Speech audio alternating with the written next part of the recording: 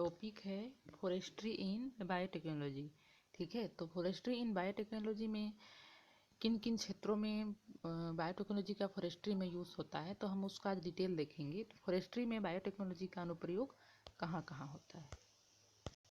ठीक, तो हम लोग देखेंगे कि बायोटेक्नोलॉजी मोटे तौर पर परिभाषित किया गया है जो टेक्नोलॉजी और बायोलॉजी को जोड़ता है। ठीक है, इसे अत्यधिक संकीर्ण रूप से डिफाइन कर सकते हैं, किंतु मॉडर्न बायोटेक्नोलॉजी ऐसे चीज़ों पर ध्यान केंद्रित करती है जैसे एसएसडीएनए, सिंगल जीन ट्रांसफ़र, सोमैटिक एम्ब्रायोजेनेसिस द्वारा क्लोनिंग इत्यादि। ठीक, तो बायोटेक्नोलॉजी लंबे समय से स्थापित पारंपरिक सुधार प्रथाओं के लिए बहुत सहायक होती है। ठीक, तो बायोटेक्नोलॉजी के क्षेत्र में ट्रेमेंड्रस इसकी प्रगति हुई है, जो वर्तमान में मुख्य क्षेत्र जैसे कि propagation, genetic transformation, transgenesis, in vitro culture, biotic stress resistance इत्यादि पर केंद्रित करती है। ठीक, तथा लिग्निन, आरएनएआई, हस्तक्षेप, मार्कर सिलेक्शन, क्यूटीएल मैपिंग, इस सभी के क्षेत्र में यूज हुआ है। ठीक, तो फर्स्ट देखेंगे हम लोग प्रोपेगेशन। ठीक, तो प्रोपेगेशन में बायोटेक्नोलॉजी का यूज़ इस क्षेत्र में कैसे होता है। ठीक, तो प्लांट क्लोनिंग। ठीक है, प्लांट क्लोनिंग का उपयोग सदियों से वृक्षों के रिप्रोडक्शन और कटिंग के उपयोग के लिए वृक्ष प्रजनन के प्रचार के लिए किया जाता है। ठीक, जैसे कि चीनी देवदार एक प्लांट है और जापानी देवदार, इसको क्या करते हैं, कटिंग वन क्लोनल फॉरेस्ट्री द्वारा प्रचारित किया गया है। ठीक, तो कुछ प्लांट्स के स्पीसीज ऐसे हैं जिनको कटिंग द्वारा दूसरों की तुलना में प्रचार प्रसार करने में आसान होती है। ठीक, तथा हार्डवुड स्पीसीज जैसे कि एस्पोप्लार्स, विलो, कैलेप्टी स्पीसीज, शंकुधारी स्पीसीज, स्प्रूज, रेडवुड तथा सीसम, पाइनस, ये सब के लिए इन फॉरेस्ट्री में प्रोपेगेशन में ये सब का आसान होता है। ठीक, तो देखते हैं कि व्यापक रूप से कटिंग या क्लोनल वृक्षारोपण के रूप में लगाए जाते हैं। ठीक, और देखते हैं कि भविष्य में जो वानस्पतिक रूप से प्रचारित पेड़ों का उपयोग अनजाने में किया गया है, तो दुनिया में और भी ऐसे हैं जिनका सभी क्षेत्रों में उच्च उपज वाले वृक्षारोपण की आवश्यकता होती है। ठीक, जैसे कि प्रौद्योगिकी में आनुवांशिक रूप से सुधरे हुए परिवारों या क्लोनों की वन स्थापना के लिए इसका यूज़ किया जा सकता है। ठीक, या फिर देखा जाए तो जो खतरे में है जैसे कि दुर्लभ स्पीसीज, विशेष रूप से कल्चरल या आर्थिक, इन्वायरमेंटल, ये सभी तार्किक मूल्य के होते हैं, जिसका माइक्रो प्रोपेगेशन या क्रियो प्रिजर्वेशन जैसी बायोटेक्नोलॉजी के साथ सीटू कंजर्वेशन और सीड के स्टोरेज में इन सभी का स्टोरेज करना संभव होता है। ठीक,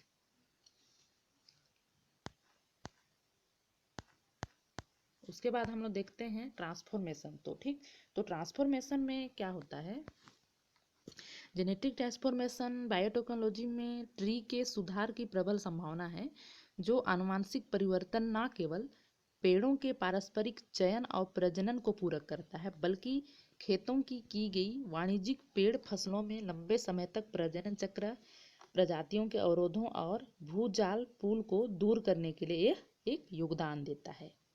ठीक है,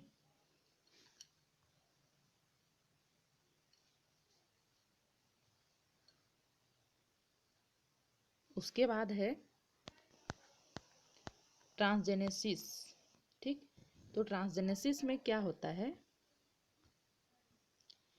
कि जैसे कि देखा जाए तो बायोटेक्नोलॉजी में ट्रांसजीन और रेगुलेटरी एलिमेंट हैं, उसके स्रोत की व्यापक विविधता तथा इच्छित लक्षणों का परीक्षण किया गया है, जिनमें रिपोर्टर जीन का एक्सप्रेशन हो गया, इंसेक्ट डिसीज हो गया, हर्बिसाइड डेंस हो गया, संशोधित लकड़ी का गुण हो गया, फ्लावर का गुण हो गया, इनका फर्टिलिटी हो गया, संशोधित विकास का दर, ये सभी शामिल हैं। ठीक, तो फॉरेस्ट्री के आनुवांशिक ट्रांसफॉर्मेशन में टियोन की प्रक्रिया अन्य प्लांट की स्पीसीज में बहुत कम होती है। ठीक, और मुख्य रूप से जो एग्रोबैक्टीरियम है, इसका यूज तक भी शामिल होता है ट्रांसफॉर्मेशन में। ठीक, तो ये सभी का ट्रांसजेनेसिस हो सकता है। इसमें और भी मध्यस्थता वाले ट्रांसफॉर्मेशन का रिपोर्ट होता है, जैसे कि स्थानांतरित कोशिकाओं का भेदभाव, ट्रांसजेनिक पौधों को प्राप्त करने के लिए एक प्रेरक यूसाइट है। ठीक, तो ट्री फॉरेस्ट में उपयोग होने वाले दो सिस्टम जैसे कि ऑर्गेनोजेनेसिस और एम्ब्रायोजेनेसिस। ठीक, तो इस तरह की जो परिवर्तन की प्रोसेस हैं ये मार्कर और स्क्रीनिंग विधि द्वारा शामिल होता है। ठीक, तो इसमें बायोटेक्नोलॉजी का मार्कर और स्क्रीनिंग मेथड आता है जिसकी सहायता से हम ट्रांसजेनेसिस की प्रक्रिया कर सकते हैं। ठीक, तो इसका सिद्धांत यह है कि एक या एक से अधिक या 4 सक्रिय नए वर्णों को प्रेस करना संभव होता है। ठीक, और इसमें ट्रांसजेनेसिस से पेड़ों के उत्पादन के लिए कई सारे ऑब्स्टेकल्स हैं जैसे कि एग्रोबैक्टीरियम, संक्रमित कण बमबारी, पार्टिकल गन मेथड, ये सभी। ठीक, ये सभी के थ्रू हम इनका ट्रांसजेनेसिस कर सकते हैं। ठीक, तो वृक्षों में लंबे जीवन काल के दौरान ट्रांसजीन अस्थिरता, transgene silencing, Soma clone variation, ठीक, ये सभी जरूरी है। उसके बाद हम लोग देखेंगे इन विट्रो कल्चर। ठीक है, तो इन विट्रो कल्चर में क्या होता है कि इन विट्रो कल्चर टेक्निक में पूरे ट्री को पुनर्जीवित करने के लिए इस्तेमाल किया जाता है। ठीक, तो इन विट्रो कल्चर यह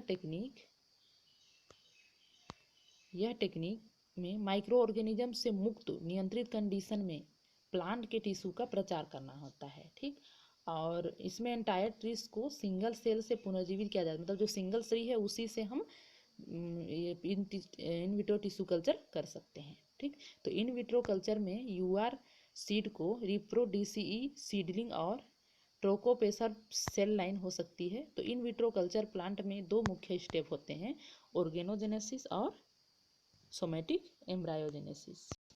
तो ऑर्गेनोजेनेसिस से एक खोजकर्ता कोशिका द्रव्यमान के ऑर्गन फॉर्म के माध्यम से प्लांट का रीजेनरेशन होता है। ठीक, और यह सोमेटिक एम्ब्रायोजेनेसिस के लिए एक भ्रूण के टाइप का संक्रामक गठन के रूप माध्यम से होता है।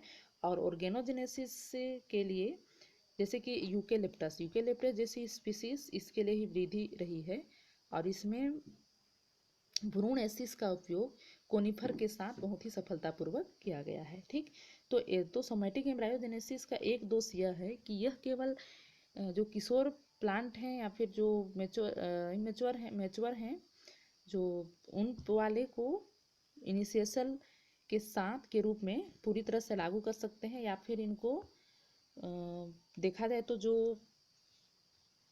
न्यू टिश्यू हैं उन वाले टिश्यू को क्रियो प्रिजर्व करके भी हम इनका ऑर्गेनोजेनेसिस कर सकते हैं।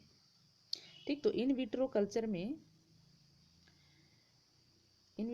में जो जेनेटिक या जेनेटिक ट्रांसजेनेसिस ये सभी के होना आवश्यक ही है। ठीक, तो इन सभी के माध्यम से हम इस टेक्निक को चला सकते हैं। ठीक, उसके बाद है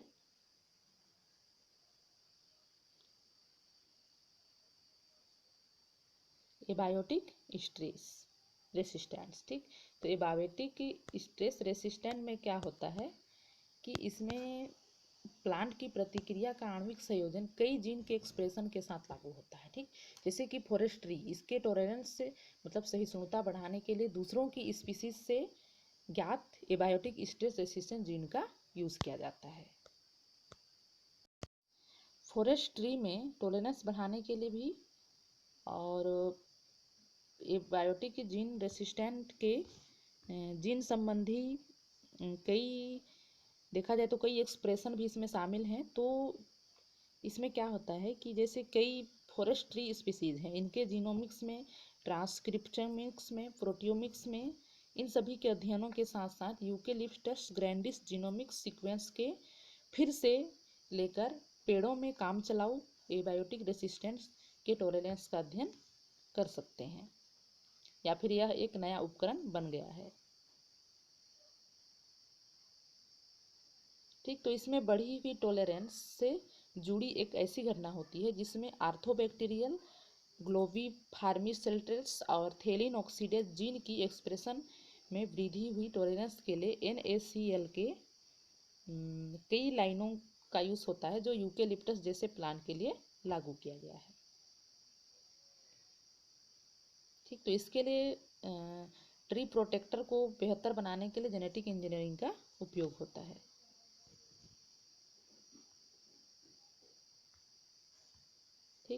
उसके बाद हम लोग देखेंगे बायोटिक स्ट्रेस रेसिस्टेंस। तो बायोटिक स्ट्रेस रेसिस्टेंस में gene expression, insect resistance, microbial insect को सुधार करने के लिए इसमें जेनेटिक इंजीनियरिंग का यूज़ किया जाता है। ठीक, उसके बाद है मॉडिफिकेशन ऑफ लिग्निन। ठीक, तो मॉडिफिकेशन ऑफ लिग्निन में क्या होता है, इसमें लकड़ी के लुगदी को रासायनिक लुगदी बनाने का कार्य सबसे अधिक एक्सप्लोसिव तथा एनवायरनमेंट की दृष्टि से खतरनाक प्रक्रियाओं में से एक है।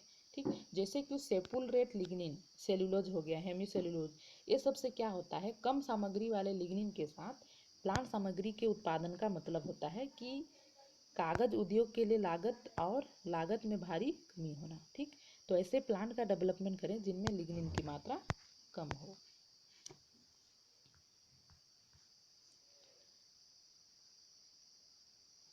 ठीक, तो इसमें लिग्निन के सिंथेसिस में कई बायोकेमिकल का जांच किया जा रहा है, जिसमें यह शामिल है कि जिन जिम्मेदार फट एंजाइम की विशेषता है। ठीक, अर्थात कम किए गए दृष्टिकोण से एक लिग्निन फॉरेस्ट ट्री के लिग्निन बायोसिंथेसिस मार्ग में एक रेगुलेशन का कार्य करता है। ठीक, तो जेनेटिक ट्रांसफॉर्मेशन टारगेलिनिन और रिडक्शन में थेमन जीन के 4 कंप्लेट होते हैं जो को एंजाइम के साथ क्रिया करते हैं। ठीक, उसके बाद देखते हैं हम लोग marker resistant selection and QTL mapping. ठीक, तो फॉरेस्ट रिप्रोडक्शन का प्राथमिक लक्ष्य वृक्षारोपण से लकड़ी के उत्पादों की क्वांटिटी और गुणवत्ता को बढ़ाना है। ठीक, तो एडिटिव वेरिएशन पर कब्जा करने के लिए भूवैधिकपूर्ण रूप से विविध प्रजनन आबादी में आवर्तक चयन का उपयोग करते हुए प्रमुख स्थान प्राप्त किया है।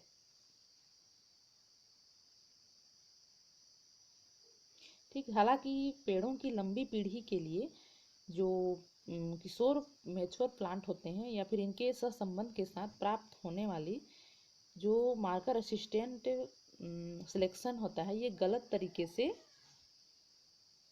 प्रजनन के लिए ब्याज में वृद्धि होता है। ठीक, तो MSA DNA के मार्कर को पहचानने पर निर्भर करता है। ठीक, जो फिनोटाइपिक कैरेक्टर को उच्च आनुपातिक भिन्नता के लिए व्याख्या करता है। ठीक, और इसमें क्या होता है कि जो देखा जाए तो क्या बोलना चाहिए, आनुवांशिक लिंकेज मैप है वो सबसे अधिक वाणिज्यिक ट्री के स्पीसीज के लिए ही विकसित किया गया है। ठीक, जिसे थेसेकोन का उपयोग क्रोमोजोम के क्षेत्रों का पता लगाने के लिए किया जाता है।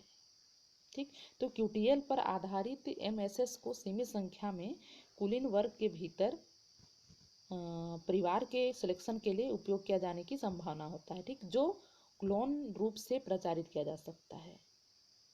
ठीक, तो इसमें क्या होता है कि जो मार्कर ट्रेड एसोसिएशन होता है वो उसका कम रिजोल्यूशन फिनोइलेक्ट्रिक विविधता का एक छोटा अनुपात होता है।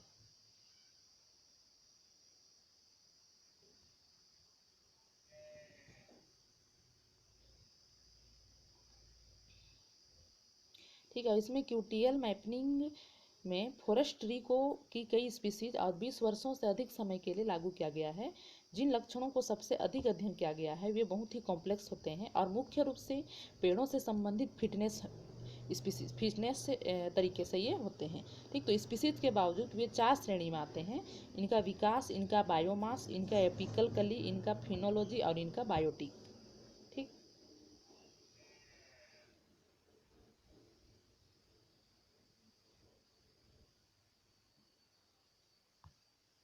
उसके बाद हम लोग देखेंगे टिश्यू कल्चर। ठीक, तो tissue culture, plant tissue culture के लिए कल्चर सैद्धांतिक का एक आधार प्रस्तुत किया गया है, जो उसमें सिंगल सेल की कल्चर पर अपने प्रयोगों पर कई सारे टर्म प्लांट टिश्यू कल्चर जैसे कि माइक्रो प्रोपेगेशन सेल, टिश्यू का सड़न, इनको रोकने वाला कल्चर, ये सभी सम्मिलित हैं। ठीक, तो इन विट्रो में रासायनिक और जो शारीरिक कैलोरिक स्थिति के तहत जो घटना होता है उनका उपयोग इसमें किया जाता है। ठीक, जैसे प्लांट बॉडी कैन की मूल अवधारणा, मतलब एक्सप्लांट के रूप में कहा जाने वाले एक छोटा सा हिस्सा होता है जिसको एक्सप्लांट बोलते हैं। तो एक्सप्लांट से ही क्या होता है, पूरे प्लांट को इसमें डेवलप कर सकते हैं। ठीक, तो टिश्यू कल्चर एक ऐसी प्रक्रिया है जिसमें क्या होता है, प्लांट टिश्यू को पोषक तत्वों, हार्मोन ये सभी के तहत हाईलाइट करने के लिए शामिल किया जाता है और इसी के थ्रू एक कंप्लीट प्लान का निर्माण करते हैं। अर्थात फॉरेस्ट्री में फॉरेस्ट का जो यूज़ हो रहा है वो बायोटेक्नोलॉजी के थ्रू ही हो रहा है। ठीक, तो इसमें इन विट्रो स्थिति में क्या होता है, कई प्लांट को पैदा करने के लिए मूल मदर प्लांट के लिए क्लोन समय की अवधि भी कम होती है। ठीक, तो टिश्यू कल्चर के लिए रोपण सामग्री भी अच्छी तरीके से होना चाहिए। इसमें बैक्टीरियल, वायरल, फंगल ये सभी से नियुक्त होना चाहिए। ठीक, उसके बाद हम लोग देखेंगे फ्यूचर पर्सपेक्टिव। ठीक, तो फ्यूचर पर्सपेक्टिव में क्या होता है कि इसमें यह बायोटेक्नोलॉजी का एक ऐसा दशक बना है जिसमें कई प्रकार के लक्षणों के लिए कई पेड़ की स्पीसीज को सम्मिलित किया गया है जो पहले से ही कई हिस्सों में व्यापकता के अधीन है। ठीक, तो भारत में बायोटेक्नोलॉजी की स्थिति बहुत ही उत्साहजनक है और भविष्य की कई अवसरों के साथ पीछे है। ठीक, तो बायोटेक्नोलॉजी बड़े शोध आज के लिए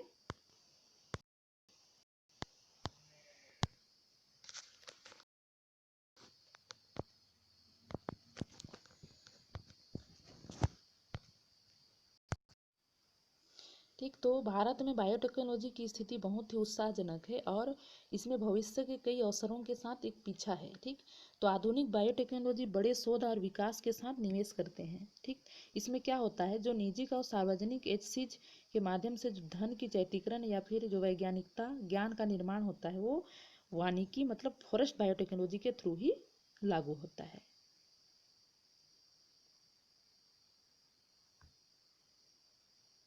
ठीक, तो इसमें यह है कि जो गहन रूप से जो वृक्षारोपण है या फिर लघु घूमने वाली स्पीसीज है उनमें मूल्यवान लक्षणों के लिए एक एकरूपता की आवश्यकता होती है जिसके थ्रू ये अधिक से अधिक प्लान का डेवलपमेंट कर सके।